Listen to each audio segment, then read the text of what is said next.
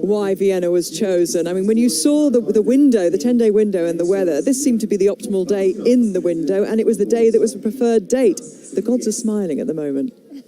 Yes, and I think Eliud is smiling, and I think everyone else here too. We all want what's best for Eliud to see if he can really push himself. You know this track. You've had a little run on it, haven't you? You've been out there. I've blessed my feet on the ground for Eliud and kissed it and said, you know, I hope the marathon gods are with Eliud today.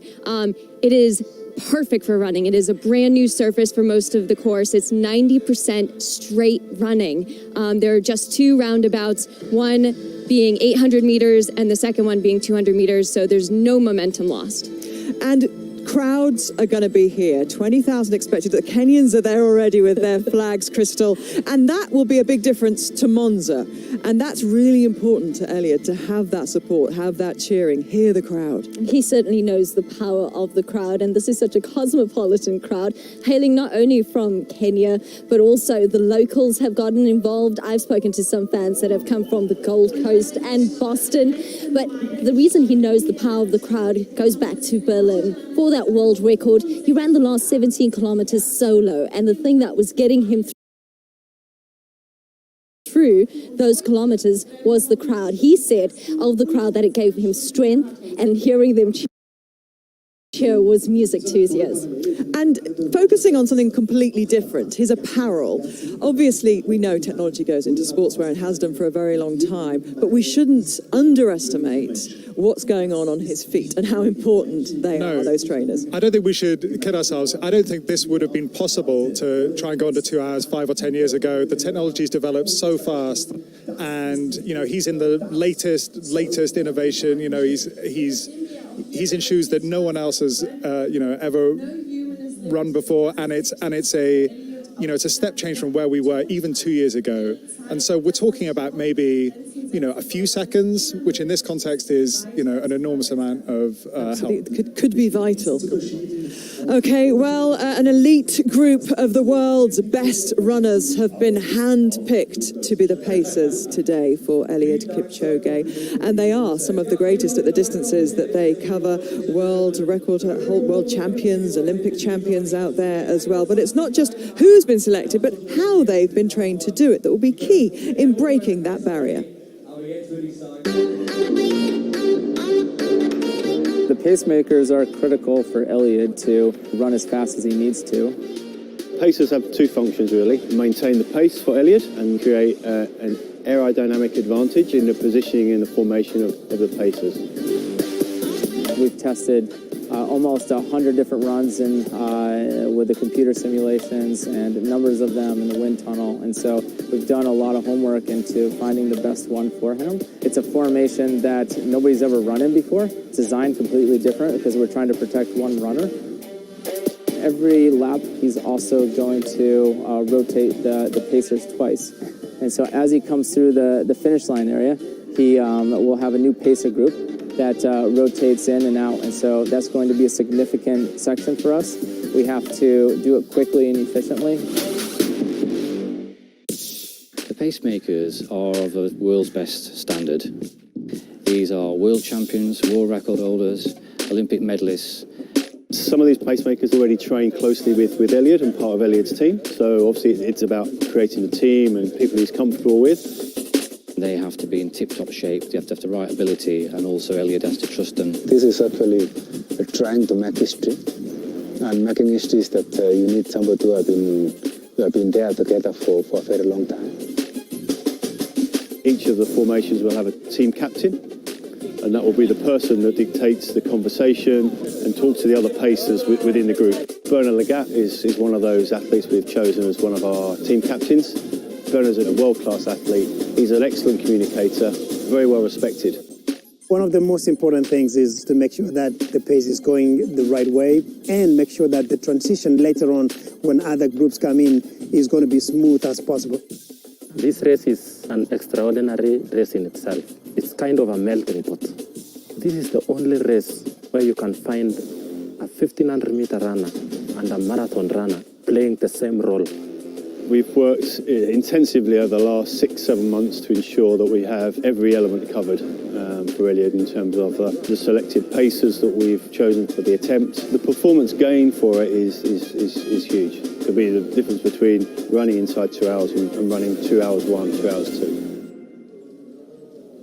Let's talk a little bit more about the formation that the pacemakers will take, because it is a beautifully choreographed thing, isn't it? And it is very innovative, Ed. Yeah, I think it's going to be the most striking thing about this attempt.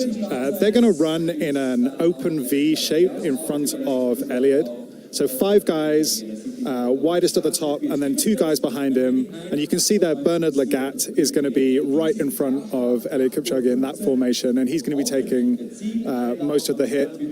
The idea is that you create a little bubble of air around Eliud Kipchoge so that he's not getting any drag, or he's getting much less drag than he would do. And that there to see is what it usually refers to on a kind of sports caption. In this instance, you might think captain, but Bernard Lagat is the captain of that team. There are different teams, and each team has a captain. I guess their job is to make sure that, as I mentioned there, this choreographed shape is kept in line. And if anybody, steps out of line, they'll be given a little bit of a warning. Yeah, I think it's so precise. I was talking to the guy that did a lot of the aerodynamic work. He said 12 centimeters to the left or right makes a significant difference. 12 centimeters when you're running. You don't want to be that man, do you? You don't. And how, I mentioned how they're coming in and out of this, they change over. That will be a really fascinating thing to watch. It has to be precise, has to be perfect. It has to be perfect. I make the analogy, it's like a NASCAR pit stop. Instead of exchanging tires, we're exchanging runners, and they have to flow in and out as quickly as possible and not let Eliud take too much of the brunt of the air, because as we know, he's conserving energy. That's why these athletes are here protecting him, to conserve energy so that he can break the barrier. But the biggest key, don't trip up Eliud. So be as cautious and careful as possible. You absolutely don't want to be that man, and that won't happen because you've seen them practicing and rehearsing. But this is a truly global bunch of athletes, isn't it? I mentioned gold medals, world champions, Olympic champions, and the range as well, Crystal, of distances. Yeah, I mean, just so varied, from about 10 countries, 41 pacemakers. But you speak about those pacemakers, they also are, some of them, so close to Eliud. He trusts them. There's a sense of camaraderie, but also a sense of family amongst them. And just from the caliber perspective, you have Augustine Choga, who is such a close friend of Eliud. He'll be running those final 10 kilometers in that pacemaker set. But you have the likes of Paul Chalimo, who was a silver medalist at the Rio Games. There's also Noah Kipchog, who is known for his pace in the longer distances. It's such a high caliber class of pacemakers to get him to that mark. And the pace, just to put it into context, if you're at home watching, thinking, what does that feel like to run at that pace? Well, if you know 100 meters will be done in 17 seconds. So every 100 meters is 17 seconds. So that's an easy distance for you to go out and have a go at. And I love this one. The average UK man runs the park runs that take place every Saturday morning at 29 minutes and 8 seconds. Eliud Kipchoge will run every 5K in 14 minutes and 13 seconds, which is just phenomenal. If you want to know more about the pace and the pacers, and indeed all the details that have led to this event today, the second screen might be the place for you. Here's how you can find it. Eliud Kipchoge's challenge can be followed live right around the world on television, YouTube, and INEOS159challenge.com. Check your local channel details for TV, or go to the INEOS 159 Challenge channel on YouTube. But there's also exclusive second screen opportunities available. So wherever you're watching, be sure to have INEOS159challenge.com running on a second device, because there'll be background content and behind-the-scenes clip during the challenge, all signposted from YouTube and some global TV programs. As well as social feeds, there's a platform of user-controlled on-screen options that puts you in control and lets you decide what information, maps, social feeds and data you want to see with the pictures as this dramatic challenge unfolds. So, wherever you're watching Eliud's history-making marathon attempt, TV, website or YouTube, you stay in control of the data and information you want at INEOS159challenge.com.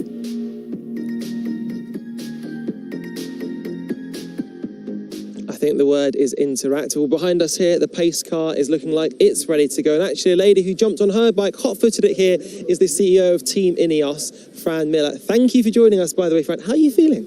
Excited, actually. It's been such a long build-up. So 5 months I've been working on the project now, and it feels like 5 minutes and 5 years all at the same time. But yeah, very excited. I mentioned your role as CEO of Team INEOS. What does that mean ostensibly? So I basically look after the cycling team. So Jim Ratcliffe is the owner of America's Cup team, which is INEOS Team UK. And he recently acquired what used to be Team Sky, and it became Team INEOS in May, and I'm the CEO of that team. So 7-time Tour de France winning team.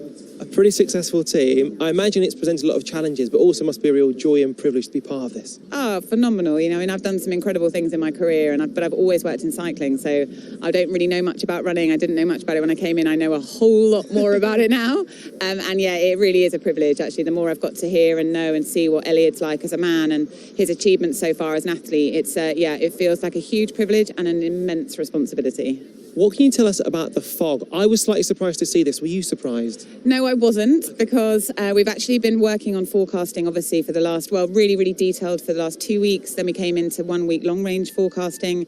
And then as of 3 days ago, we went into the local, very high-resolution forecasting. And we've been working with a Vienna-based meteorologist, actually head of the Vienna Met Office, who last night broke the news to us. Well, yesterday afternoon at around about lunchtime said, I think it's going to be foggy, which is one of the reasons we've pushed the start time slightly.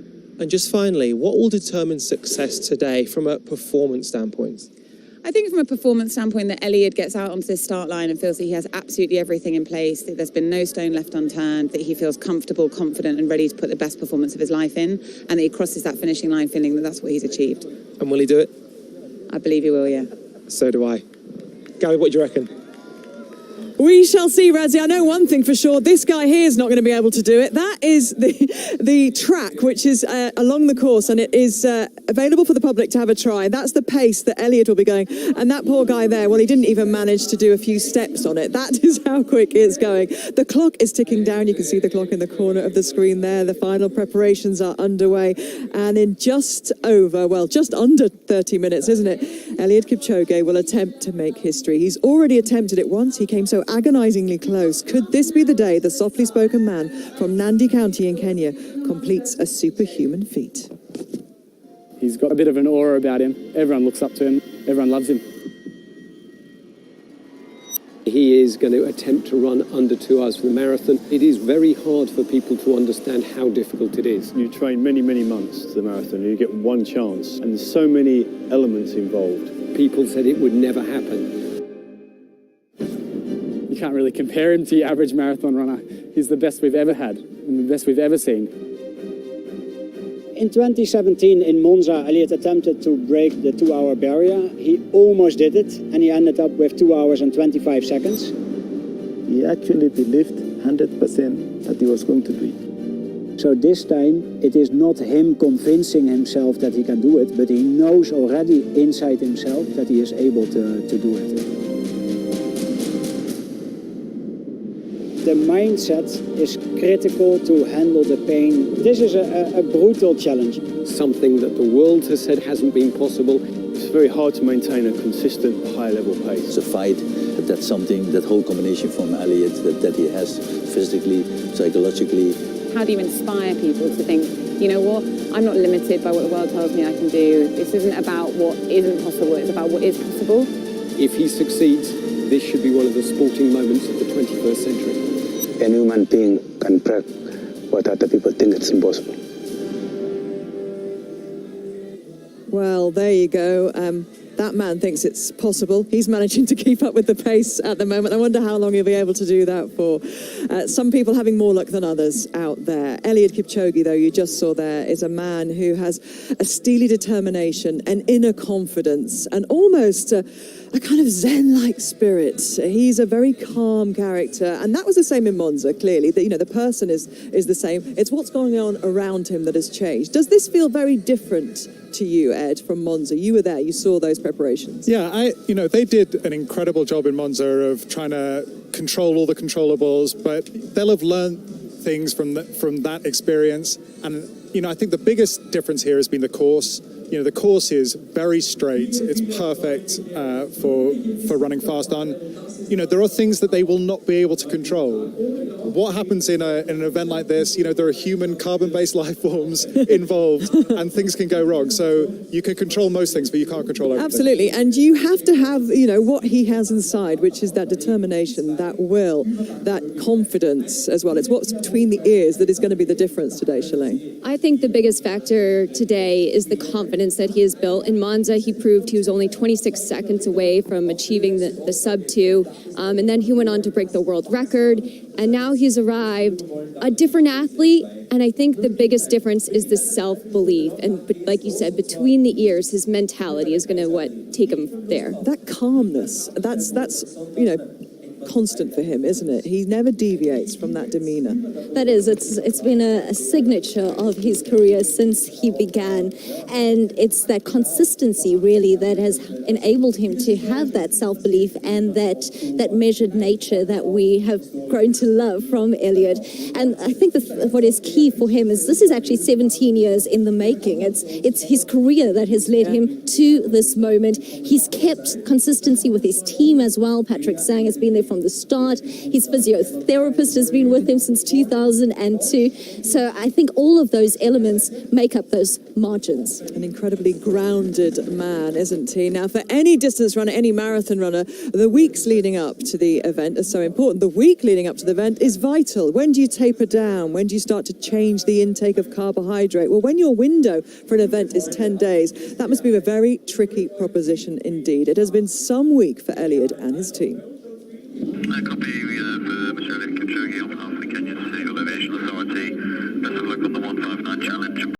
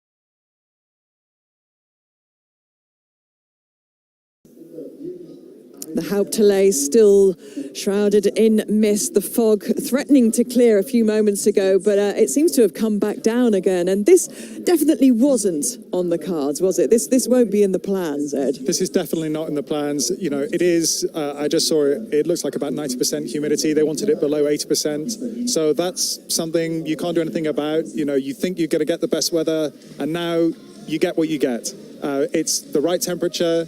I think Eliud will probably put this out of his mind and just think, you know, I've still got enough going for this, you know, in terms of the conditions that I can do it. For all the qualities we've just mentioned about his mental qualities, this is where they come into play, because you can't panic about anything. You're here, this is a start line, you're going for it. You have to be adaptable as an athlete. I doubt Eliud is looking at the forecast and saying, oh gosh, it's 90% humidity. I'm sure he's just focused on his preparation and what he's been practicing mentally for the last 3 months. Yeah, and as we know, you know, every single detail has been checked. He's got an incredible team around him who've looked into every detail they can possibly think of. So I guess the final thoughts, guys, are, can he do it, Crystal? One word, yes. I mean, he's the ideal athlete, the ideal conditions, hopefully by the time they start, and the ideal crowd. It won't be easy. It's, of course, a monumental challenge for any human being to achieve. But Ed, do you think he's in the best possible place? Can he do this? I think he can do it. I think the marathon is a brutal sport, and it can, you know, it can humble you, as Bill Rogers once said. I really hope that he does it just for him, because this is something that he really wants more than anything. Shalane? He is such a joy to watch. So regardless of the outcome, I truly believe he can, but regardless of the outcome, he's just such a joy to watch. Thank you so much, guys. Well, one thing's for sure, we here, and I'm sure you all at home as well, wish him all the very best. I think my message is just good luck.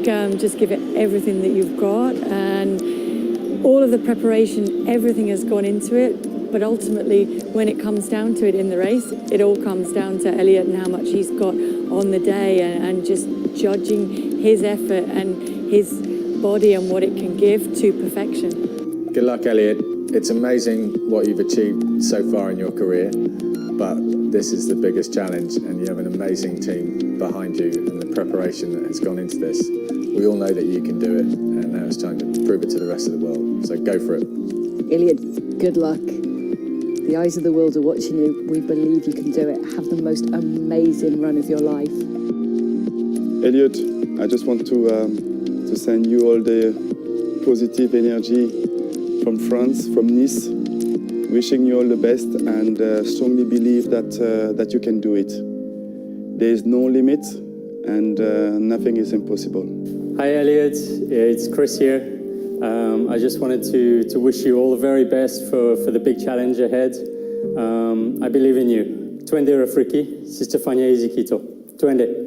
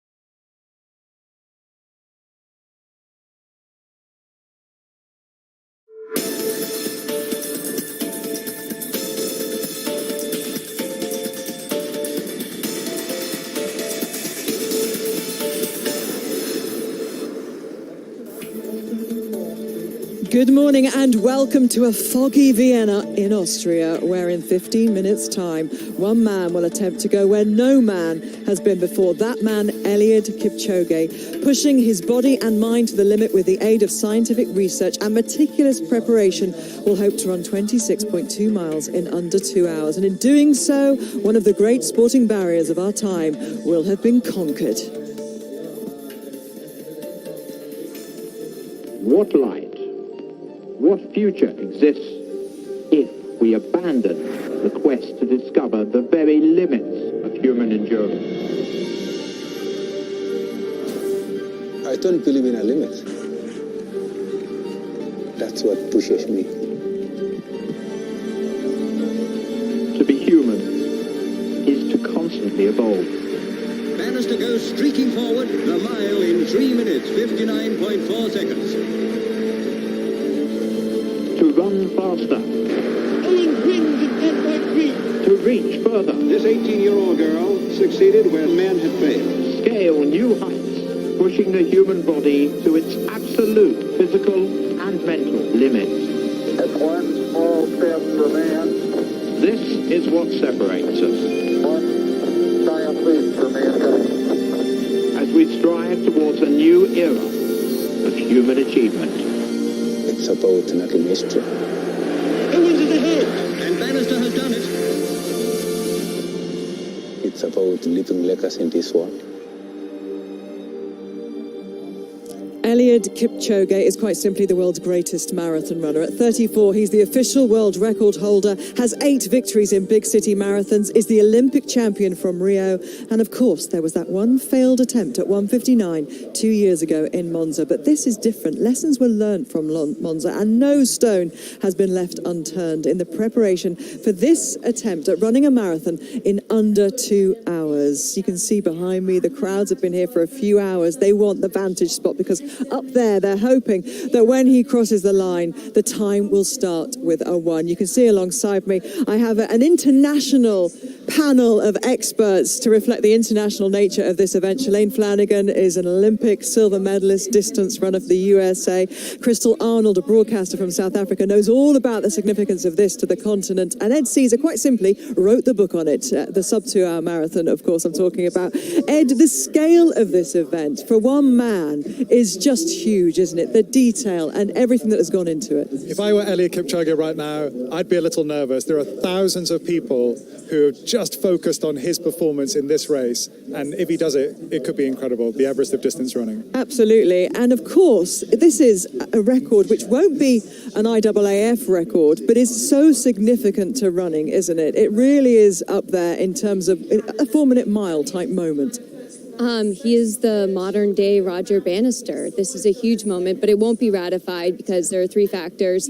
Factor number 1 is that he is the only competitor. Number 2 is that he has pacers that are going in and out of the race. And then he's being handed fluids as opposed to picking up from a table. And of course, for Africa, this is massive. Distance running is absolutely the sport that everybody follows. It's what everybody wants to know about. And he's at the vanguard of that. Yeah, distance running is intrinsically linked to Africa. Africa's dominated. I mean, since 2003, the men's world record has been in African hands. And I think that the continent knows that they are on the precipice of a human-changing event. It's a moment that is being celebrated right now in the continent. Just to give you an idea, last Sunday, multiple church services in honor of Kipchoge, with songs being sung by choirs who had shirts that said 159 INEOS Challenge. And right now, a particularly special event in the primary school in the village where Kipchoge grew up is actually a massive screen. They're watching us right now, getting ready to celebrate this monumental, historic moment. Well, he is an absolutely complete athlete, a superb athlete. But it's not, of course, just Eliud Kipchoge. He's just at the front of a huge team behind him. And 4.4 kilometers away, down at the start, Radzi Chinyanganya is with the man who has been the inspiration for putting all of this together, Sir Jim Ratcliffe. I am indeed, Gavin. We've been talking about how excited we genuinely are for this. The guys seem ready. This is special to Jim. Yeah, super special. Yeah, I think Eliud's very up for it. He had a good night's sleep, and I just met him, and he's looking very cheerful. Yeah. How did this all come about, by the way? Because without you, this wouldn't be happening. Well, I've always been interested in running, you know, and it's obviously it's one of those great sports, and you know, something that everybody does. And we were on a motorbike trip in South America, having a beer, and was sort of, you know, talking about things really, and it popped out of the conversation. And, well, the result of that is a sense of unity, because seeing the guys here, I'm an athletics fan, it's very rare that you see guys come together. Just over the fence there, we saw the guys come together, and I think they were all praying together. There's a real sense of unity here. Yeah, and I think it's very unusual for all the runners. I've met quite a few of the pacers, and they're really, you know, they're really buzzed about this, you know, this whole challenge. But it's unusual for them because, of course, normally it's a solitary. You know, they're running for themselves. It's a solitary sport, not like cycling where they cycle in a group and they eat together and they cycle with the same team. So, I mean, it's almost a different sport for them to all come together and work for a common cause, and they're all really excited about it. And of course, in addition to that, Eliud is a really nice guy. So he's they all like him. So they're all completely committed to getting Eliud through this, this remarkable challenge. And I was just saying before we came on air that I certainly wasn't around in 1968 when Jimmy Hines broke the 10-second barrier for the 100 metres, but we will hopefully be around to see history happen here. What would it mean to you? Oh, I think it's the last great barrier in athletics, I think, really. We've had the 4-minute mile and 10-second 100 metres, but the 2-hour marathon is just, I mean, it's unthinkable. I think it's superhuman to be able to run at that pace for 42 kilometres. 2 minutes 50 per kilometre for 42 kilometres is superhuman in my book. It really is special. Thank you for your time. And I won't hold you up anymore. You said you want to be watching the start, and we're not going to miss it. I do. Thank you. Cheers.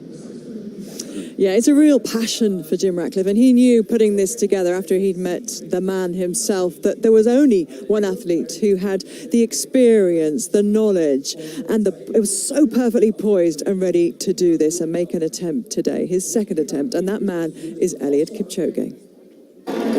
Kipchoge is the champion again, absolutely supreme. This is one man trying to run under 2 hours, which has never been done before in the history of mankind. He's the only athlete in the world capable of doing this. He is 3 times Abbott World Marathon Major World Champion, current world record holder, Olympic champion. He is absolutely the GOAT of marathon running. Eliud is extremely consistent in his life and in his running. Very disciplined, obviously unbelievable talented, nice, humble, beautiful person. I think especially the thing about him is his incredible working ethic. He's carrying with him values that all of us in whatever level in our society or in life can learn something from. Eliud said many times, 100% of me is nothing compared to 10% of the group. I totally believe in myself, believe in my technical team, believe in my teammates, believe in my training, and that's what pushes me beyond the barrier. The 159 challenge, it's about making history. It's about leaving legacy in this world. It's about actually giving information to the whole world that no human is limited. What's clear, Shalane, is that Eliud's desire to achieve this almost transcends the sport. He's got the gold medals, he's got the world record. He would like to win another Olympic game, but he's done that already. He understands that this is something that will leave a legacy like no other. Exactly. This is a stamp in his legacy. He's done everything else there is to do in the sport. And I think he wants to inspire the future generation, and this is his platform. And what does the athletic community think about that? I think everyone's inspired. I mean, when you're in the presence of Eliud, you just feel his presence and his inspiration, and his running just speaks for itself, and everyone wants to be like Eliud. The progression of the marathon, obviously he's the man that holds the world record, but when you look back to the early part of the last century and you see it come down from just under 3 hours to where we sit now, people will say, well, what next? How far can it go? Are we at the edge right now, Ed? I think physiologically, we are pretty close to the edge. When you look at the screen and you see how those times have come down, you see it slowing up as we get towards 2 hours, and that's because the best athletes are not reaching the edge of what's actually possible. So Yeah, we're close. Let's just see how close. Absolutely. Even if it's a few seconds underneath, it will be a remarkable achievement. Now, for any distance runner, any athlete, the week leading up to your event is vital. The weeks leading up are vital, but it's that tapering down, when to change your carbohydrate intake, all of those things. When you don't know exactly when your race is going to happen, well, that must throw things into chaos for any team. Not this team, of course. Today was the preferred date, and the weather gods collided, and they decided, yes, it was going to be Saturday the 12th. But it has been a really interesting week since they left Kenya.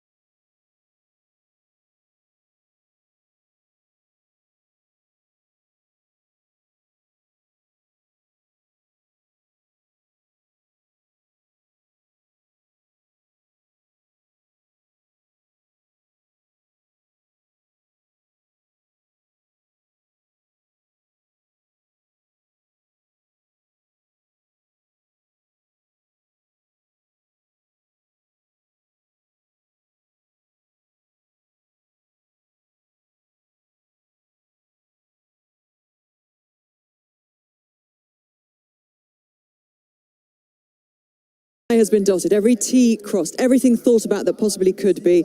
Ed, is he going to do it? Well, the marathon is a brutal sport, and Bill Rogers said it can humble you. I feel like he has a very good chance, but anything can happen, and I'll just keep my fingers crossed. And the weather, the fact that it's foggy today, Shalane, a little bit foggier than expected, you know, it throws another little doubt maybe into the minds, and this is not a foregone conclusion. No, I hope the marathon gods are smiling down upon Eliud today. He is such a joy to watch, but I think the factors of the weather, I don't think is going to play into the actual result. So, dying to see how the formation works, how the technology works today. It is going to be a fantastic watch. I'm going to hand you over now to our commentator, Chris Dennis.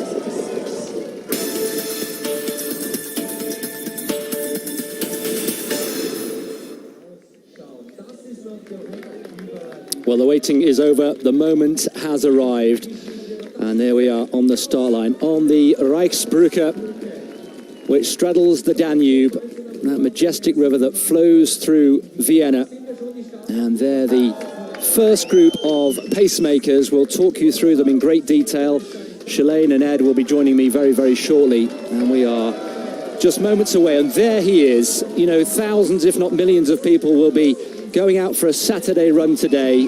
Well, this could be the most famous Saturday run the world has ever seen. And it's all about this man, Eliud Kipchoge from Kenya. They're the pacemakers. Bernard Lagat is the captain. And let's just remind ourselves of the formation of these pacemakers. There are 5 teams of 7, and that is the open V that Ed was talking about, with EK Eliud Kipchoge at the heart of it, and 2 wingmen, if you like, behind, all guaranteed to take the wind resistance out of Eliud's performance. 5 team captains. The first of them, Bernard Lagat, he's 44 years old. He's the oldest of the pacemakers in action today. The youngest is just 19 years old. And this first group will take them through to the first 3 kilometers. The current weather, well, almost perfect. A little bit more humid at 90% than was expected and was wanted. But Eliud Kipchoge, I'm sure, will be able to cope with that. So we're into the final few minutes before countdown. What on earth is going through the mind of Eliud Kipchoge? How quickly, how fast is his heart beating? 5.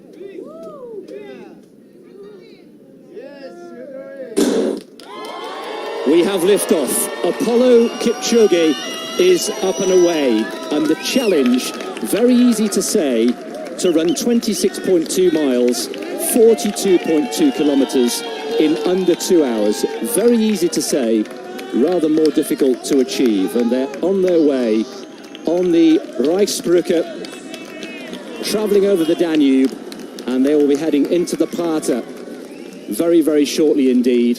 Shalane and Ed have joined me in the commentary box, and Shalane, former winner, of course, of the New York Marathon just, 2 years ago.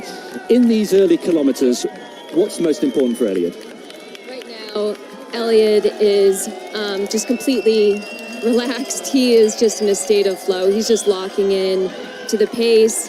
Really, no mental energy is going to be wasted right now. It's almost kind of trying to fall asleep a little bit. He's just looking at the back of his pacers, looking at the back of specifically Bernard Lagat right there. They've been practicing all week, these formations. He's very familiar with these guys. He's very comfortable. So he's just finding his rhythm, settling into pace, turning off the brain, saving all that mental energy for when it really starts to get tough and hurt, which is inevitable in the marathon. So into the second minute of this extraordinary challenge here. And of course, the crowd is really building already. We're expecting 20 to 25,000 people lining the route. It's absolutely perfect. It's tailor-made for spectating here. The Prater, the green lung, if you like, of Vienna, the largest park in the capital city of Austria, is going to be packed here. It's perfect. There's not a breath of wind. We're looking at beautiful autumnal colours, and they make their way. Ed has joined us also in the commentary box. We're going to talk about the pacing in great detail throughout the next 2 hours, Ed, but just give us a sense of how revolutionary this open V formation is. Well, it just looks like it shouldn't work. They're running with this wide front, and it's a reverse V, and you think, well, how can that work? But everyone tells me that it reduces drag on Eliud, and they've done all the testing that they need to do to ensure that it's actually the optimal formation.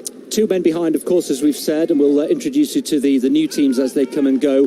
The drop-in, drop-out function or system is going to be absolutely key, so we'll be making sure that we talk you through that. But essentially, in terms of formation, it's two at the front, two behind them, then the captain, and in this case it's Bernard Lagat, the multiple world and Olympic champion. There he is, centre picture, with all that experience at 44 years old.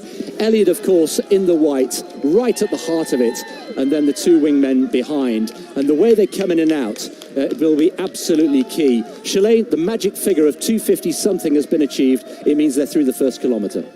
Yeah, I mean, they look relaxed like they should, right? They look amazing. Absolutely fantastic. Now, here we go. Look, the first kilometre completed, 41.2 to go. The speed at which they are travelling is quite extraordinary. We saw before the race started, the challenge started, the treadmill with various people trying to have a go. And I have to say, Ed, I'm sure you're the same. I've actually been on a treadmill at sub-2-hour marathon speed. I lasted about 40 seconds. They had a couple of people standing behind me at the back to make sure I didn't fall off. It's going that quick.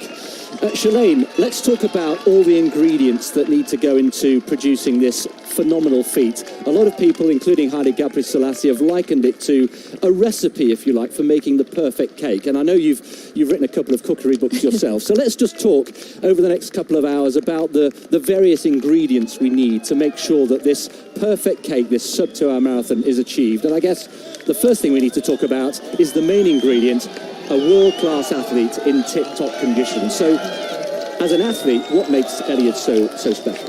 Well, I look at Eliud, and his career started as a track athlete. He has this background and pedigree of being a phenomenal track racer. I believe he's run about 12:48, I believe, in the 5K. He has won 11 of his 12 marathons. He's run London 4 times, Berlin 3 times. He's won the 2016 Rio Olympics. He has every accolade to his name, and this is really the last barrier for him. But all of that training over his career is setting up the stage for today. All of that training is accumulated into hopefully a phenomenal performance. And Ed, you were in Monza like Shalane. What are the improvement points, do you think, essentially, when it boils down to it? That was a terrifically successful experiment. it needs to be bettered here in Vienna today. What are the key things that need to be improved, do you think? I think the course is slightly better. It's straighter, and turns are one of the things that hurt you in terms of time. I think that this pacer formation could make a big difference. They're also wearing the most advanced shoes, so that's a difference. The intake of carbs, which he gets through a drink or a gel that's taped onto the bottle, that's been slightly refined. So the important thing is that he's not going to hopefully run out of fuel. So all these tiny little tweaks are helping him along. I believe he's consuming the Moritin gels and fluids every 5K, and I believe it's like about 250 milliliters is what he'll be consuming. Right, we'll see that. And we've just out of picture, we've actually got Valentin Troy, who's the performance manager. He's the athlete manager. He will be on the bicycle, who will be handing the drinks to Eliud and the gels, and we'll talk you through that when it happens. We're looking for, about 7:50 or so, aren't we, for the first 3 kilometers when the pacemaker teams will change. Just a quick word about Eliud Kipchoge, the man. We've heard how humble he is, how disciplined, how down-to-earth he is. You've spent some time out there. What is he like as a person? Well, he is humble. He also has to have a certain amount of self-belief and arrogance, if you like. When he gets into races, he knows he's going to do it. You don't win 11 out of your 12 marathons by not having belief in yourself. So he has a great and humble attitude to life in general. He gets on pretty well with his teammates. He mucks in with chores. He's a much-loved person in his training camp and around Kenya. But, when he's out there today, he's the boss, which is what he also gets called in camp. So, he's just switched into boss mode right now.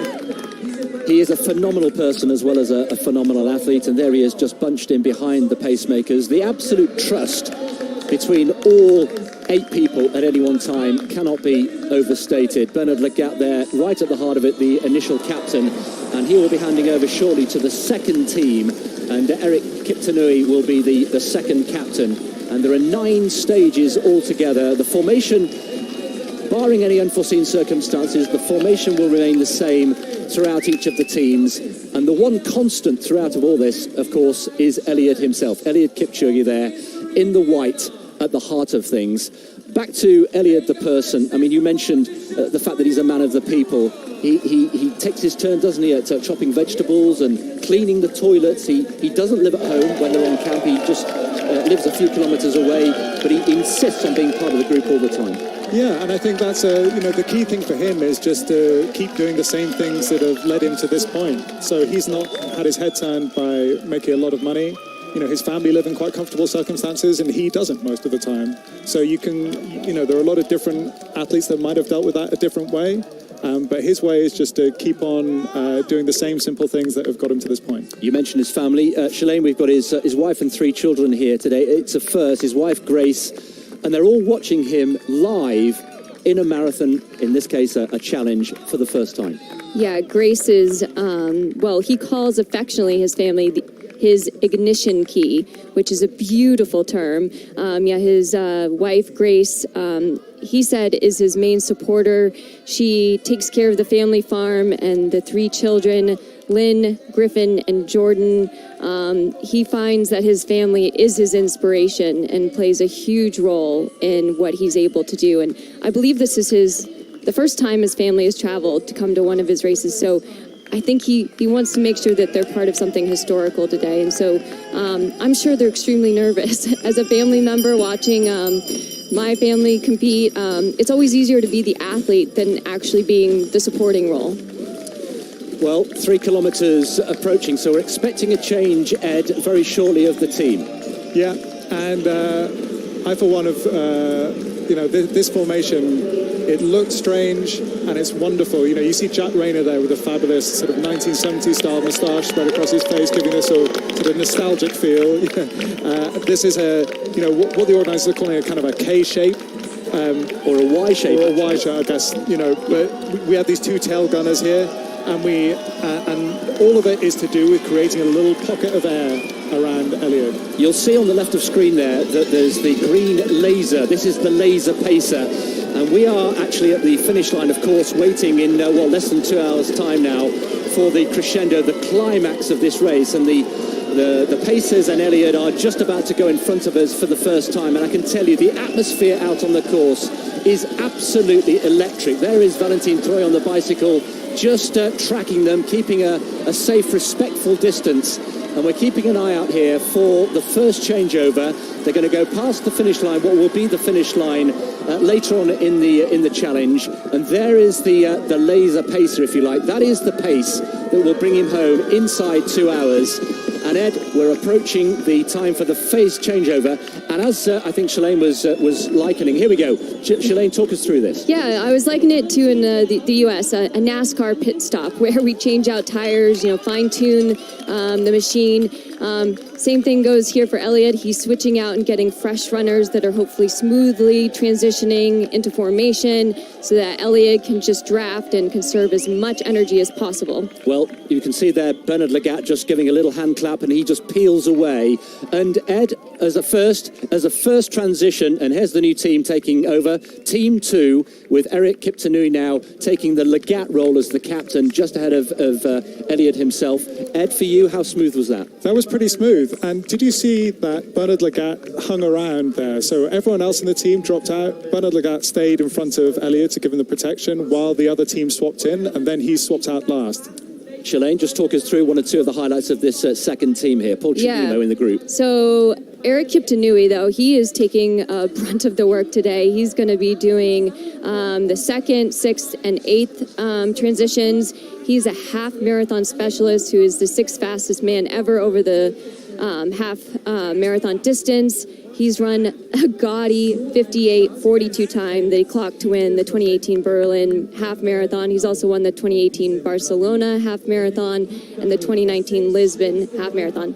This man is a specialist, like I said, in the half marathon, and so he's going to be doing a lot of the work today. One of the constants actually in this, apart from Eliud in that first changeover, is that Emmanuel Betts and Gideon Kipkeita have stayed as the wingman at the back end. Okay, yeah, I was not expecting that. I thought the whole team were going to change, so just goes to show. Yeah. So they're doing a proper stint here. That's 10K. What is that? 29 minutes? 28 minutes, roughly, right? 29 minutes. Yeah, yeah, something like that. So that's going a good lick. So they're getting a workout. We're getting a good view here of the Prater. We heard in the build-up to the challenge starting how important this course is. At the moment we're on target. We will be bringing you, of course, the projected time as we go through this extraordinary event. 1:59.50 is so far the projected time. And interesting hearing from Valentin Tro, who's the gentleman there on the bicycle, who will be handing the drinks to Eliud Kipchoge throughout this challenge. Interesting to hear him, Shalane, say that they're aiming for 250 pace, 250 per kilometre as a constant throughout the race. Yeah, and that's intriguing to me because, I heard that there was talk that, he's going to go for sub 2, but what if Eliud wants to run faster? Will he be able to dictate the cars and the pacers to go actually faster than 250 a K? We'll see what happens. But yeah, having a nice, consistent pace is optimal for running fast. You always want to run consistent all the way to the finish, or you want a negative split where you run the second half faster than you do the first. Well, one of the big landmarks coming up is the 5 kilometre split. The clock approaching 14 minutes, as you can see there, bottom right of screen. And if he's on schedule, he should be hitting 5 kilometres in 14 minutes and 13 seconds. And as Gabby was saying before we started here, just contrast that to what the average person does, certainly in Great Britain and throughout Europe, in a park run, 5 kilometres. Many people watching today, of course, will be watching the INEOS 1:59 challenge and then going out to run a park run themselves. So Eliud Kipchoge should be now hitting the 5 kilometre mark. Ed, how is he looking? I think he looks pretty good, but then he always looks pretty good. So let's see what, they say in Kenya the race starts at 35. If he's still looking good at 35, I think he's got a great shot. But one of the tells that you have with Eliud, if we can see him, is that sometimes he looks with his thumbs when he's very relaxed. He looks like he's brushing lint from his lapels of his tuxedo jacket, perhaps. You get this beautiful rhythm, and he's slightly in trouble when he stops brushing lint. So right now he looks super relaxed, and it doesn't look like this pace is hurting him too much, but let's see how he goes. Absolutely, long way to go. And Shalane, for those people perhaps who've never seen Eliud race before, in the final stages, when most of us would be on our knees, and I think all three of us in this commentary booth have run a marathon ourselves, that's the very time when Eliud breaks into a smile. He does. It is counterintuitive. When he is hurting most, he has a giant smile across his face, and people think like, oh, what is he giggling at? Like, what is going on here? But that's his way of trying to trick his brain to lean into the hurt and to try to not recognize the pain that he's putting himself through. But that is the telltale sign that everyone knows when Eliud is hurting, he's actually smiling. I also think he might actually do that when he's in a very close race as well. Sometimes I remember he was in this big fight with Wilson Kipsang in the London Marathon, and he shot him a big smile when he took it near the end. That would be intimidating. Well, we talked about Eliud the athlete, we've talked a little bit about Eliud the person. Of course, a factor, and we go back to our little metaphor of the cake and all the ingredients that go into make this.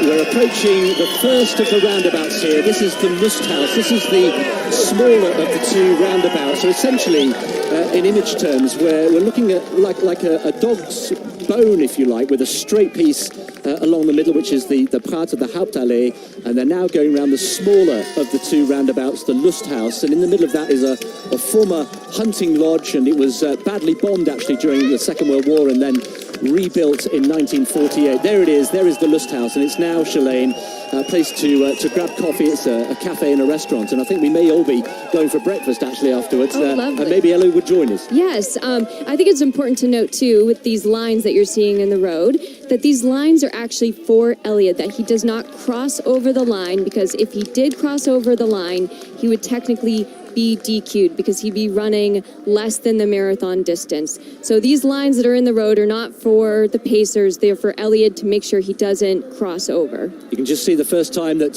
fluid has been passed to Eliud. You can see him in the white, just shielded by the pacemakers, taking on board the vital fluid and gels that he needed. Then he's handing it back to Valentin Troy, and now what happens? So interesting, he was handed off at about 6K instead of 5K, but that may be more just the logistics of getting around the actual roundabout.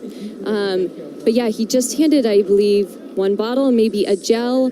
We've heard that he's going to be taking in gels and fluids, so. Okay, you can see the recent splits there. The 250 mark in green means that he's on schedule for a sub-2-hour marathon pace. 252 and 251 in the red means he's just outside. He's been twice on target and twice just outside. Overall, look, 8 seconds inside. It just shows us, Ed, even in these early stages, just how challenging it is. Yeah, I mean, they want to run even splits, but it is impossible to run completely even kilometers one after another. So what we're talking about here is someone trying to, get as close as they can to 250 for as long as possible. As things stand, he is 8 seconds in. The speed here, it's worth, Shalane, just reflecting on this and just trying to put it into some sort of layman's terms. He is going to be running, or trying to run consistently, at 13 miles an hour, 21 kilometers an hour. Extraordinary. We were trying to think last night, weren't we, over dinner, about an everyday example of what that speed looks like. And in London, where I come from, the average speed, I think, of a London bus and traffic in central London is only about 8 miles an hour. Have you thought of something that will illustrate that? Yeah, I mean, same thing. I think about, what cars would roll through a neighborhood and through my neighborhood, and thinking that Eliud's running as fast as the cars rolling through my neighborhood. It's mind-blowing. I challenge people to go out to their local track and just run one lap, 400 meters of the track in 68 seconds. I bet you not many people can do that. So that just goes to show, and Eliud has to do that. 105 times. Yes, thank you for doing the math. 105 times. Yeah, we can break this down in so many ways, can't we? Yes, one lap of the track, if you go down to your local track, 68 seconds, and he has to do that 105 times. And as we heard earlier on, each 100 meters in 17 seconds, and he will be doing that 422 times. Let's get a view of the next pacemakers, the next group of pacemakers, Team 3, who will take them through 8 kilometers to 13 kilometers, are waiting here. The captain of this team will be Brett Robinson, and it features all 3 of the Ingebrigtsens. This is really remarkable. You know, it was very fun to have all three of these Ingebrigtsen brothers from Norway in the same 5,000 meters, race, and now they're all part of the same team here. This is one of the really cool things about this event, is that people come from 10 different countries, and they're all part of this one project. And the story of these brothers is remarkable anyway, that they're all world-class athletes. So to have them all in the same team is really something here. Yeah, and the Ingebrigtsens just came off of the World Championships in Doha, where they competed in the 5,000 meters and 1,500 meters and had a great World Championships. Maybe we're hoping to come away with more medals, but they've extended their season to come here and help Eliud, and I think that's tremendous. The last K, the 7th K, was in 2:48, so we are under prescribed schedule right now. Yeah, just a couple of seconds makes all the difference. So we've just given ourselves a little bit more margin for comfort here. 10 seconds inside sub-2-hour pace so far, and we're heading towards the 8-kilometer mark. Ed, just a little update on what we read into the facial expression and the body language of Eliud himself. Yeah, I think he looks smooth. It doesn't look like he's hurting too badly. This will be a tumult of exertion. There's just no other way to look at it. He's going to spend 2 hours working really hard, but what he's trying to do is tamp down those feelings. Shalane has actually done this, at a professional level and won big marathons, and I wonder what it actually feels like when you're in this situation. Yeah, these early stages, I'm thinking all about conserving energy, because it's inevitably going to get hard, but you're always hoping that you're having an on day and that the hard doesn't get hard to the very end. No matter what, once you hit about 30 to 35K, reality sinks in that you're running a marathon and that you're running very fast. And Eliud is attempting unknown territory. Each step that he's taking is towards history. He is racing the clock and running towards history. So there's a lot of motivation to nail this and get it dialed in. And here we approach the third transition here. Team 3 just about to take over. The captain, Brett Robinson. And again, we'll introduce you to the members of Team 3, but it's again another very smooth transition there. We can say Henrik Ingebrigtsen, Philip as well, and Jakob centre of picture, all fresh, as Shalane was saying, from the World Championships in Doha. Again, marks out of 10, Ed, for that transition. I think that one was the best one yet. Agreed, that looks so smooth. It could be the fact that three brothers are so accustomed to running together, but that looked really smooth. And the crowd appreciated it as well. You can hear them tapping on the sides there, absolutely fully dialed in. So let's introduce you to this new team. Team 3, remember there are 5 teams in total, and we've not got 1, but 2, but 3 Ingebrigtsen. Shalane, just pick out 1 or 2 of these for us. Well, so Brett Robinson actually is the team captain. He's the Australian. Oh, Henrik. Stanley Kebanay as well from Kenya. There are 15 Kenyans across the 41 pacemakers. There is Philip Ingebrigtsen as well, the middle brother, and Jakob as well. Jakob is the youngest of the 3 Ingebrigtsen brothers. And then we also have Brett Robinson, who I said is the team captain. He's from Australia. It's quite a collection, isn't it? And we've changed the wingmen, Ed. This time we've got Kipserem and Jonathan Correa now operating as the bottom of the Y. I think in an absolutely ideal situation, they would be running a bit closer to each other, the wingmen at the back. Apparently that's what helps, prevent the wash. But I think everything looks pretty good here, and I think the main thing is that Eliud stays quite close to the guy that's in front of him, the captain. I think that's the kind of key part of this formation. Well, let's hear from one of the pacemakers. Let's hear from Emmanuel Bett, who's been talking to our reporter, Kristen Arnold. Emmanuel, that formation, why does it work so well? That formation is very excellent because when we go in that V shape, it really assists Eliud and gives the pacers to attain the 250 mark per kilometer. So I think that strategy is very nice, especially towards the target of 159.59. Yes. Have you given Eliud the best possible chance at the start? Exactly. I hope everything will go well. Yes. So I have confidence the way he was running because I was looking from behind. If it goes everything goes like that. Excellent. 159, 59 will be capable. And how smooth was that first transition? It was nice. Everything was in order. It was organized. The pacers are really catching up with the formation. Yes, exchange formation. Emmanuel, thanks for chatting to us. Go and recover. Thank you too. Thanks. Bye-bye. Bye-bye, Emmanuel. Yes, his work is done for the day because he took on the first two teams and was one of the two wingmen. So Emmanuel Bett has done a great friend. There we've just got a great shot of the Hauptallee, the main stretch. And it's worth just reiterating, Shalane, that 90% of this entire course is flat and straight. Yes, you couldn't ask for a more flat and straight road, and that is prime for fast running. Anytime you have to make turns is when you actually are slowing down, so they've minimized the amount of turns. The target time holding up pretty well. We've been hovering between 8 and 10 seconds inside sub-2 hour pace, so far so good. And Ed, the next real milestone will be the 10 kilometer mark, and sub-2 hour pace would put him in, what, 28.26? Yeah, which is a pretty tidy 10K. And he's got to do it 4 and a bit times. Do you mind me being rude and asking what your best 10K time is? My best 10K time is 37.22, I think. So I have, I would be going some. I wouldn't make 500 meters with these guys. Shalane? Mine is 30.22 from the Beijing Olympics. So, yep, not even close. Well, you're just better than me, Shalane. Yeah. So approaching 10 kilometres, we'll be there in, a minute and a half. And just a word about this wonderful Hauptallee. You can see there the chestnut trees that line. It provides a natural protection, doesn't it? As well as being highly beautiful, particularly at this time of year. But any sense of any wind is really protected by these wonderful chestnut trees. The Prater Park, they call it the lungs of Vienna. Yeah, I think the that's green such lungs, a beautiful term.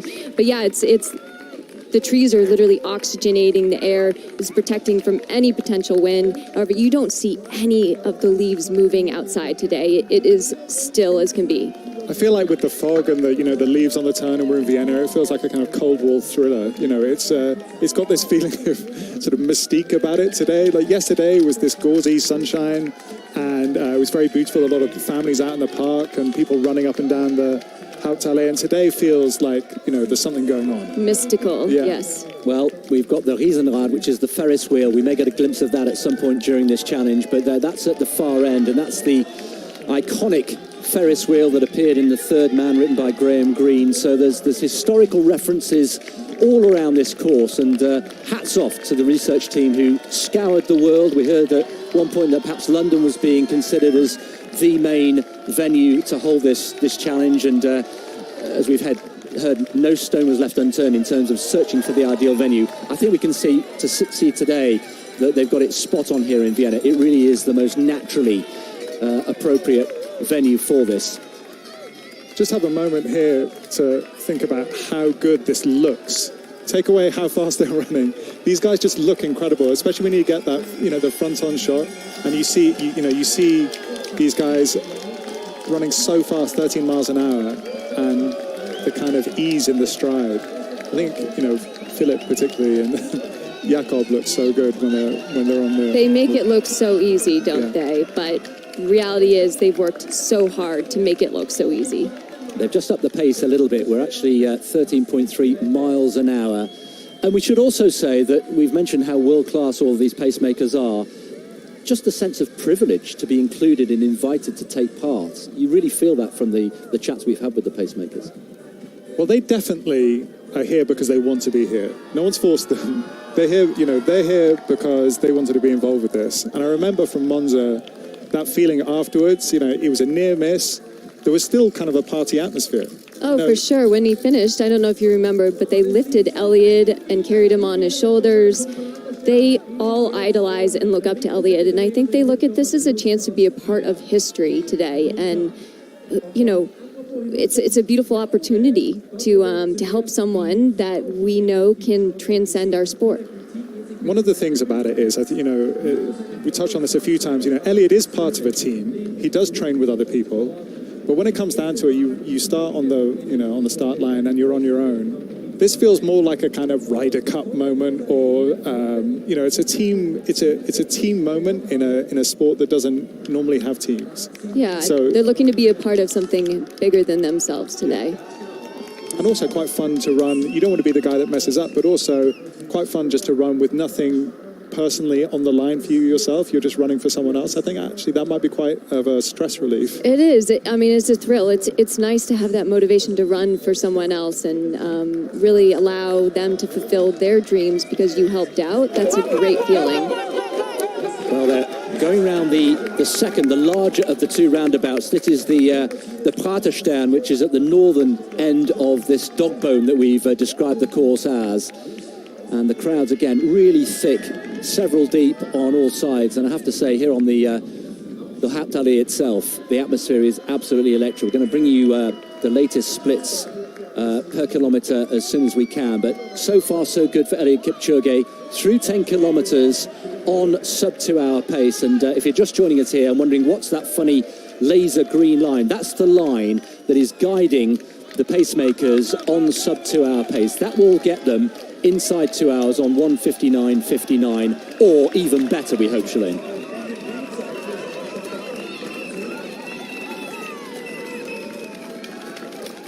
So 11 kilometres completed, half an hour of running, so we are a quarter, Ed, of the way through, and he's now fully warmed up and into his running. Yeah, you'd say he'd be warmed up by now. Half an hour. All he's hoping for the first 3 quarters of this is to keep on schedule. You see sometimes the kilometre splits drift out for a kilometre, then they come back.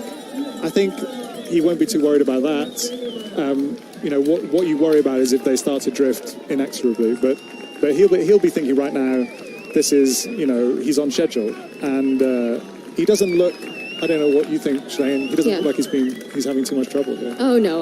Well, first of all, Eliud is just a beautiful runner. And even when he does break down, it's very, very small increments. But the fact that he's within seconds of his goal predicted time right now is not a big factor. If we saw that the splits were starting to drift backwards continuously, but they're not. They're just fluctuating by a second faster, second on, maybe 1 second slower. That's really nothing to worry about right now. As long as the overall time is where we need it to be is what is important. We can make some comparisons with how he was going in Monza, and actually up to halfway he was inside sub-2-hour pace, and at halfway exactly he was 3 seconds inside, and then at 25k he was still 2 seconds inside. Even at 30k he was only 2 seconds outside sub-2-hour pace, and he admitted afterwards that it was in the final 10k when he really started to feel it, and that's when physiologically the body starts to break down and do some strange things, and we've all experienced it. It's where the marathon truly does start. It's when you begin the race is 10k to go, and it's all just a foreplay to get to that spot where you're going to be having to race the last 10k. So this is just all setting up the stage. This is just the foundation, but the real running and the real race begins. This is the undercoat and the primer before we apply the gloss later on. Yes. What about negative split? Very much the modern way, isn't it, in what we could call traditional marathon running, where we have a competitive race. This is very different here. If we believe the information we were getting at the start of the race, we're going for 250Ks throughout. Does that mean that negative splits don't come into it here? Well, I would temper that slightly. We say everyone always talks about a negative split as being the best way to run a marathon. Very few people actually do it. It's a hard thing to do because you feel worse at the end when you're meant to be going quicker. For those people watching who don't know what we mean by a negative split. Okay, so a negative split is when you run the second half of the marathon quicker than you run the first half. And we're only talking about, a few seconds here. The organisers and Eliud himself have, come to the conclusion that, an even split, first half the same speed as the second, is going to be the most efficient way to do this. So, we'll see what he goes through in halfway in, but if it's something like Monza, 59.50, something like that. 59.57 in Monza. 59.57. So I would think he might be a couple of seconds inside that if he's on schedule here. As an athlete, I would want a cushion. I would want a few seconds under and hope that, I can maintain or even close faster. But for sure, I would want to see something under the 60 minutes when I went through halfway if I were Eliud. When you ran your fastest, did you run a negative split? Yes, actually, good question. I think I was going for the American record in Berlin, and I may have actually positive split, to be honest, but I think I went out a little too aggressive for my fitness. But you have to find out where you're at, right? Like, you have to find out what you're capable of. So sometimes you have to push that barrier. I think this is a little bit more calculated. I think they know exactly what he's capable of. And that's the whole point. We're going to find out what he is capable of, and that's what he wants to know. Yeah. He posted this little thing on Instagram last night, which was, he wants to find out where the limits are.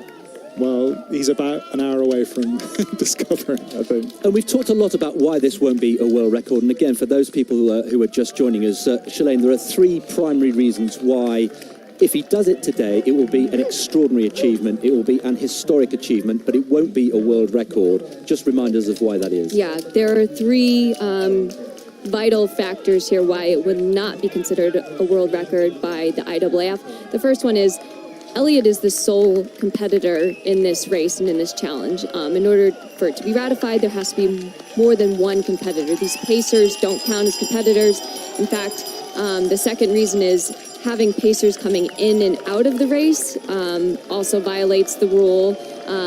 They'll be interchanging. And then the third one is the fact that the fluids will be handed to Eliud via a bike and not picked up traditionally like in a major marathon on a table. So those are the three reasons why it will not be ratified as a world record. And Ed, I was reading actually, and you're a historian of the marathon distance, there was a point at which actually it was illegal to take on any fluid within the first 10 miles of the race. And had somebody done that at that time in history, that would have invalidated any time, any world record.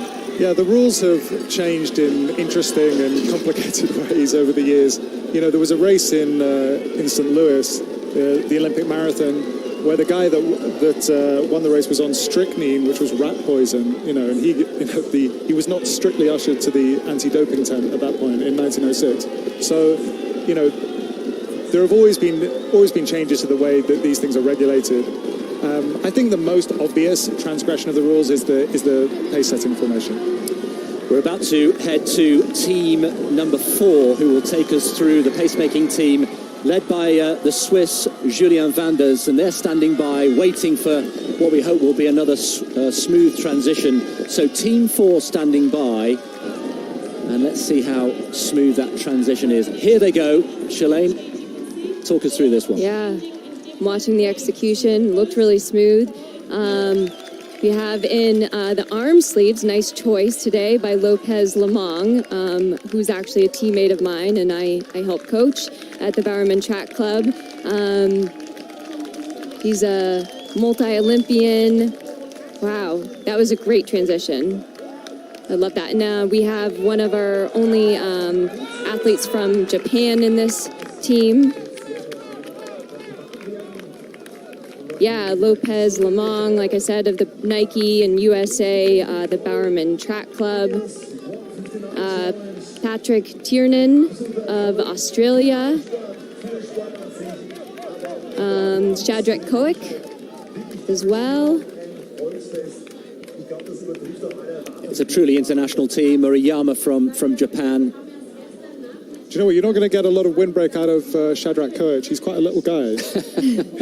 I'm pleased they didn't stick him in as the captain right in front of Eliud, because he would have got about, his chest up would have been I'm curious taken if that was a consideration. It must size. be, right? Must be. Yes. I mean, but if you were just thinking about that, you'd get Lopez Lamong right in front of Eliud. He's pretty True. tall. Yeah. Jonathan Correa, one of the anchor men at the back, a really lifelong friend of Eliud Kipchoge. We got a glimpse of Eliud Kipchoge there, side on, and I wonder if we'll just get a glimpse of his facial expression, just to read into how he might be feeling at this stage. But We've had what? We've had 3 or 4 transitions so far. Ed, generally speaking, how pleased are you with the way the pacemaking teams have come in and come out? Drop in, drop out, as it's called.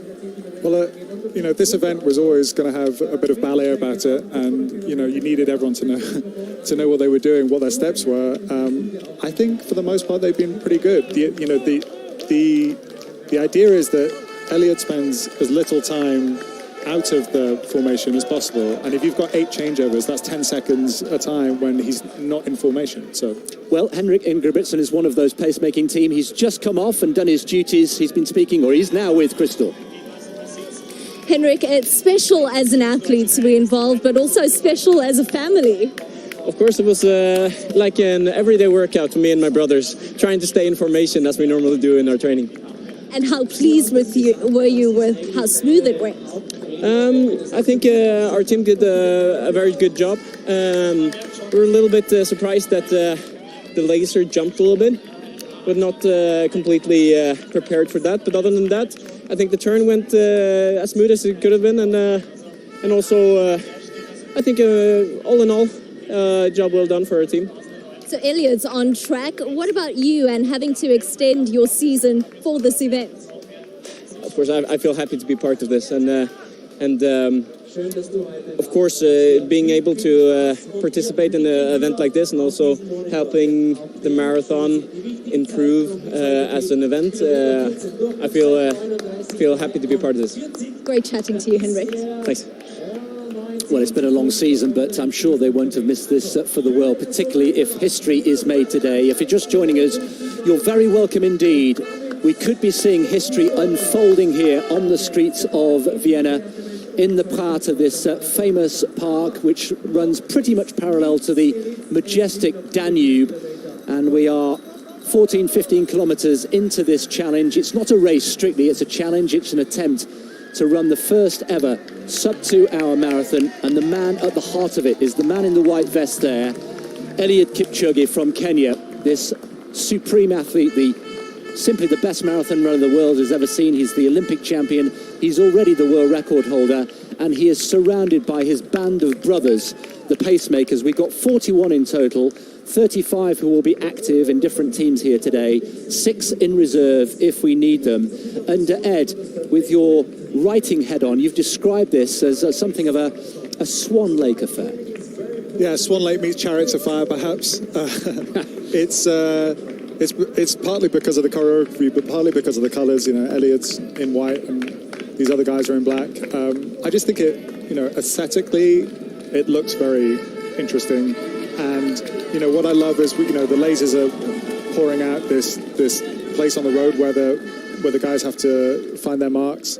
You know, imagine having to do all this running at 13 miles an hour. You know, we're talking about, you know, a pace that would be crazy for most people, even very fit club athletes, to consider, and you're having to absolutely hit your spots. 12 centimeters to the left or the right, you know, you're not doing your job. Absolutely right, and as Shalane mentioned, there are parallel, you can see them now on the tarmac, those parallel lines in orange, which they have to keep within, of course, down the Hauptallee. That's very straightforward, but it's actually when they go around the 2 roundabouts at the either end of this course that that becomes crucial. Yeah, those lines are made for Eliud so that he does not cross over, so that he stays in the valid zone for running. If you were to cross over one of the lines, that would create an invalid race because he would be running a shorter tangent line than the actual distance of 26.2. They're through 15 kilometers. Yet another little landmark has been achieved as they go round the Lusthaus once again. This time they're going anti-clockwise. This is the smaller of the 2 roundabouts, and you can see, as Shalane has just been saying, that although the pacemakers can go either side of the orange line, Eliud has to stay within it. Yeah, and you notice when they're going around these roundabouts, they're actually losing the green line. And I think that's what Henrik was saying in his interviews, that he was a little surprised. I think they lose the green projected line when they turn. See, it just came back on right there. So I think it was a little bit of a deception. They weren't, I think, prepared to lose their line, so they have to just guess and, you know, what pace that they're running, but clearly it's not deviating too far. If you've spotted any little bits of moisture on the camera, don't worry, it's not raining here in Vienna. The perfect conditions continue. It may be a little bit of condensation If you were with us earlier on, you'll have seen that we had some early morning mist, which rose really mysteriously and just added to the aura and the sense of excitement here. But conditions continue to be perfect. The only slight question mark here, just worth reiterating, although temperature was almost perfect, the level of humidity was perhaps a little bit higher than we were expecting. Yeah, they were not expecting that a couple of days out. And I think, you know, when I came down here yesterday morning at about 7:30 or 8 to run on this track, that was perfect in my, you know, there was a kind of gauzy little bit of sunshine. It was very still. The temperature was exactly right. Today feels like a different proposition. The temperature is good. The temperature is good. Well, the pacemakers continue to do their job, and they have been expertly put together and assembled by Spencer Barden, who is a very well-known figure in marathon running circles. He's the elite director for the London Marathon. He's been heavily involved in choosing and training and forming these pacemakers, and he's now with Crystal. First things first, Spencer, is it going to plan? So far, all is going to plan. So early days yet, still a long way to go, but the exchanges have gone very well so far. Eliud's on pace, so far so good. I'm interested in the conceptualizing of the formations. Can you take us through that process? Yeah, so we've done a lot of work in the build-up to this event in terms of looking at the formations, what was best for Eliud, what would give him the most protection out on the course. So we've come up with it's not a conventional formation.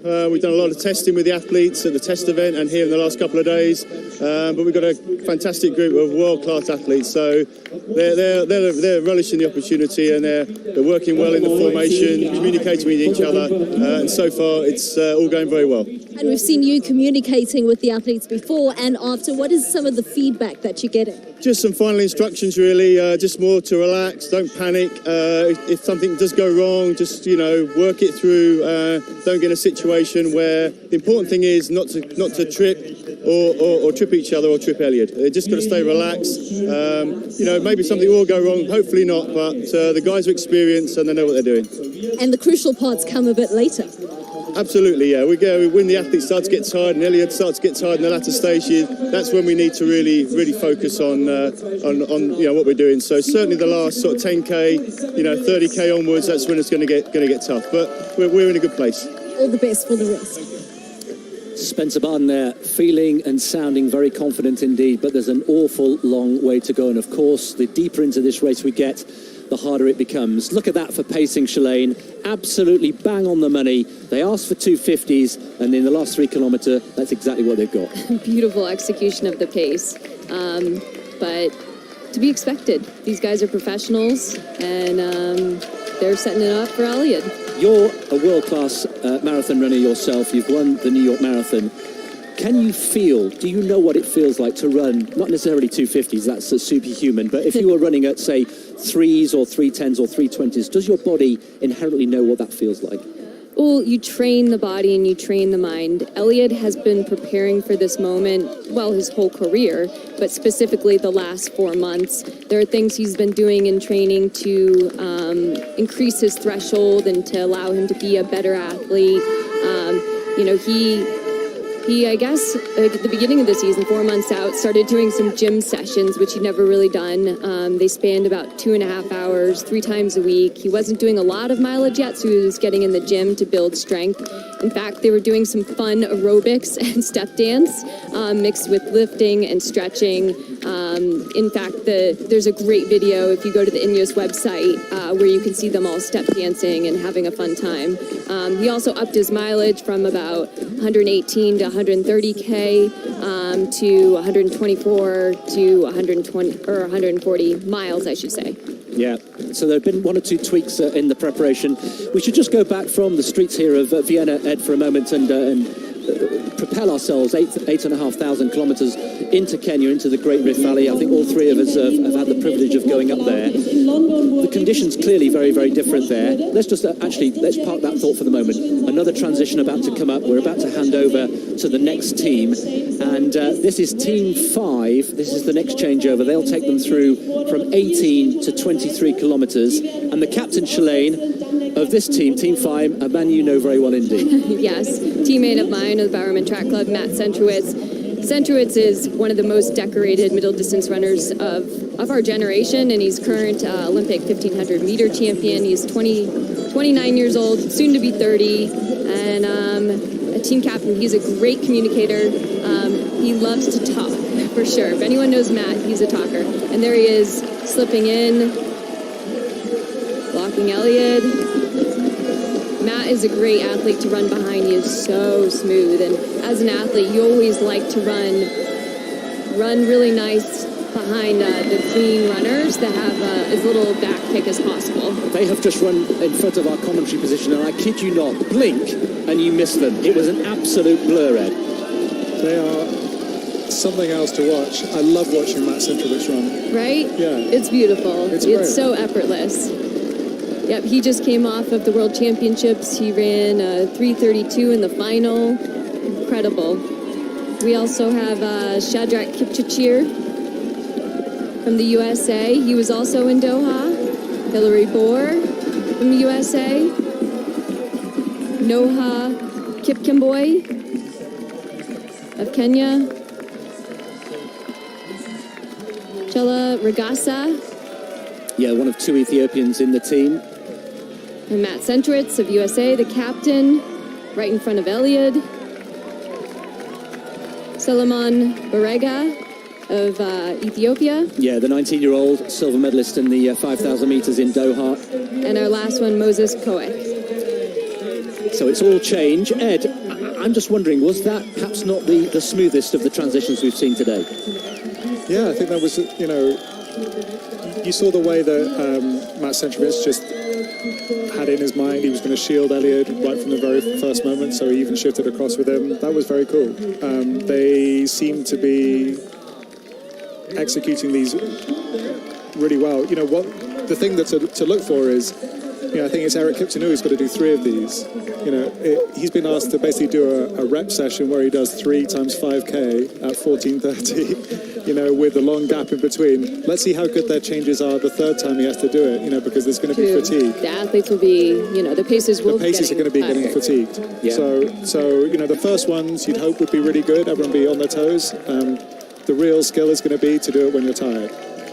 Well, the current captain of this latest team, Matt Centrowitz, has just started his journey. The previous captain, Julian Vanders from Switzerland, who spends a lot of his time up with Eliud in Kenya, he's with Crystal now. Julian, as captain, tell us about that role and how crucial it is for today. Yeah, my role as a captain is very important because actually Eliud is supposed just to follow me. So he's not supposed to think about anything, just follow me. And I also have to lead the guys in front of me. So if they are not on the line, I have to tell them, stay on the line, go a bit more in front. And also it's important in the roundabout because this is a little bit tricky.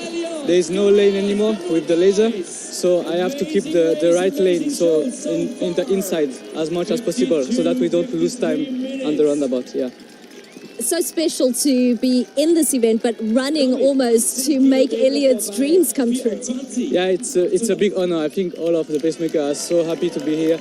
It's a privilege, and for us, we are just a small part. I mean, running 5K is nothing compared to 42 kilometer, and I can say it's a big inspiration, and I think he's really showing that there's no limit in his mind. Yeah. And Julian, you have such a connection to Kenya. I love your bracelet. It says run in Swahili. Tell us about Kenya, the experience of training with Eliud. Yeah, so for me, I live in Kenya for now 4 years. I don't train with Eliud, but not far in Iten. And I have an amazing group to train with. We push each other every day, and I just like the mentality of the Kenyans. It's just so amazing, so inspiring, and it has helped me to improve so much. And I think I just find the right environment for me. I just feel like I'm Kenyan now. And judging from what you picked up from Eliud along this section of the race, do you think he's on track? Yeah, definitely he's on track. For now, he just I think he's feeling easy because he's not even at halfway. What I admire is the focus, the concentration. And with the pacemaker coming and going out, it's not easy. So he has to be also very focused. And I think he will do it. It's not even I think, I'm sure he will do it. Thanks, Julian. Asana Santa, Julian Vanders there, a native Kenyan now. originally from Switzerland. So 19 kilometres completed. The next milestone, of course, will be the 20k mark. 56.52 would put him bang on course. So we've got a couple of minutes, Ed. Let's just go back to the Great Rift Valley and what it's like up in Eldoret and Captabat. There's the latest splits coming through, 250s, and they've just slightly increased there, 248 Shalane for that latest kilometre. I mean, they're right on target. We'll get our... Yeah, it says on target. I think it says under 11 seconds, but we'll get the real feedback when we hit 20K. Like you said, we want to be 56.49. Yeah, 56.52 or something thereabouts for 20K, and 59.57 through halfway. So the next milestone will be halfway. Kaptagat, 2,400 meters at altitude. Here we are in Vienna at 165 meters above sea level. The conditions up there, Ed, very, very different. Just take us there. Yeah, the only similarity really is that Eliud's training camp is in a forest. So he has this very simple training camp. They go for long runs through the forest and all around dirt roads. They come back, wash from water from a well.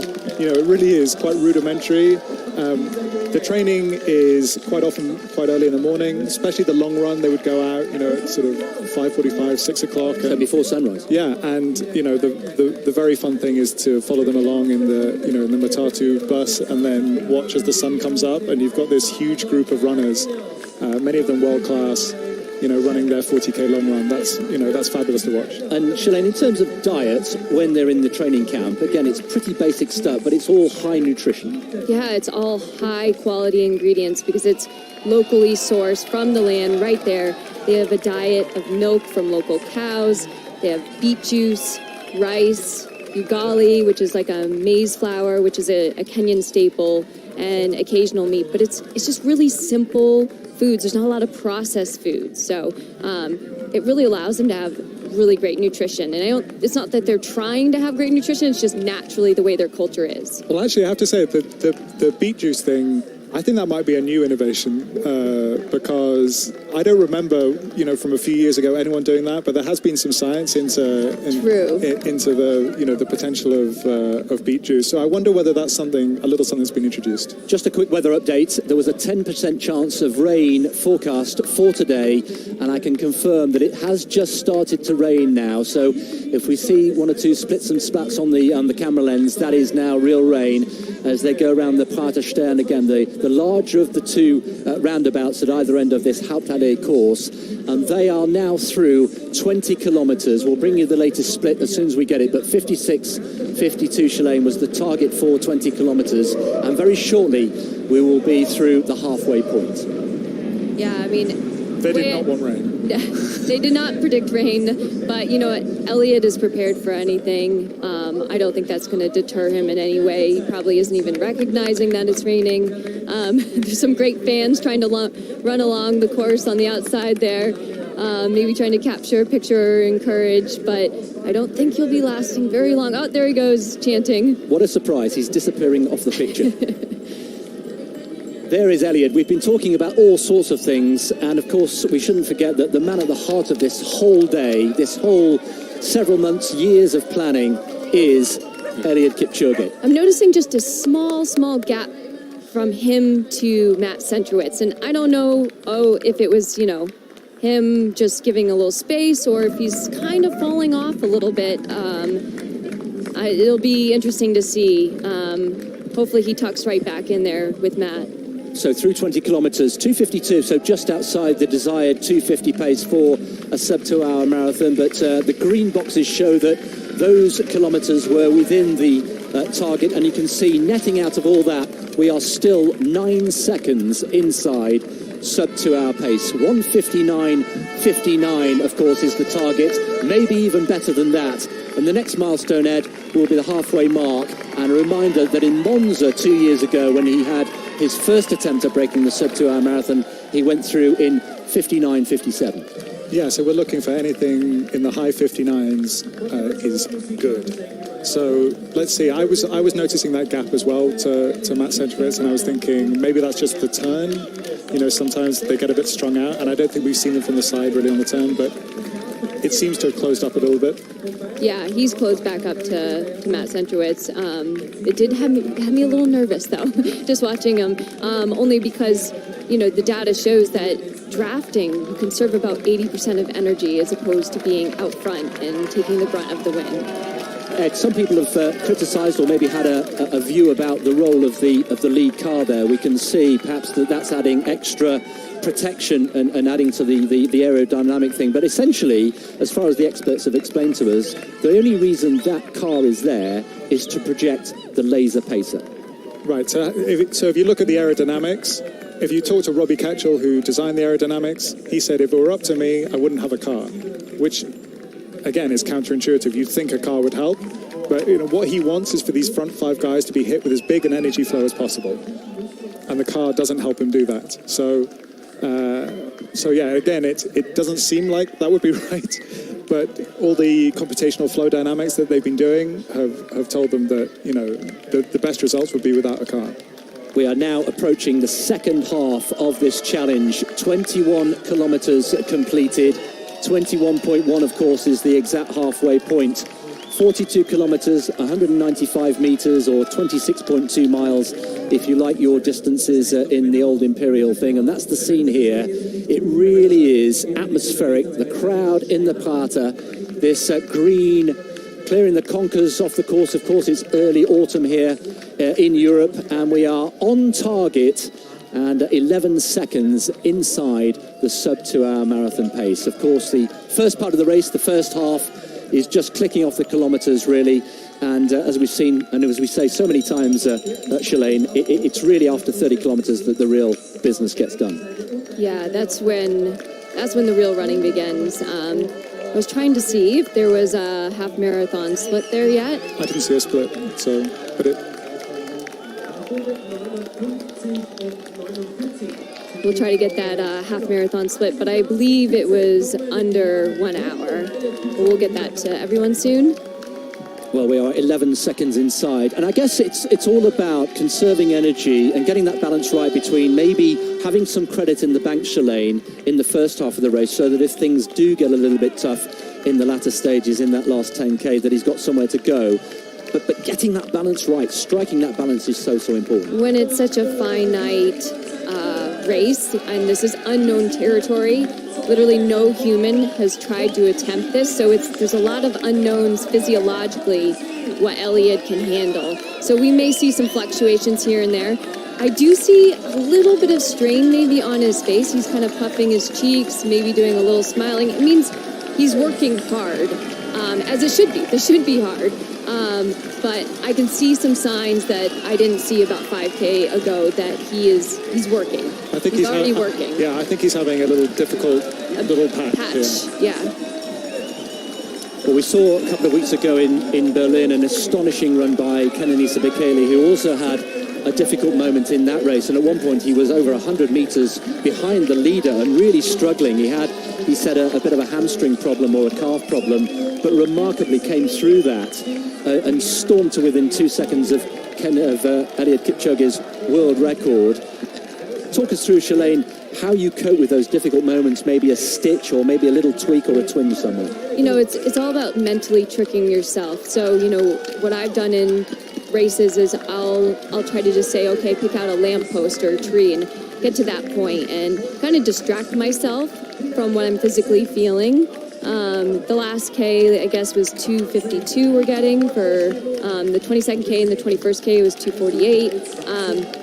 But yeah, distraction. It's all about mental distraction to take yourself out of the moment in a way. And sometimes I'll refer back to my training back home and my successful moments where I push through the discomfort and the pain.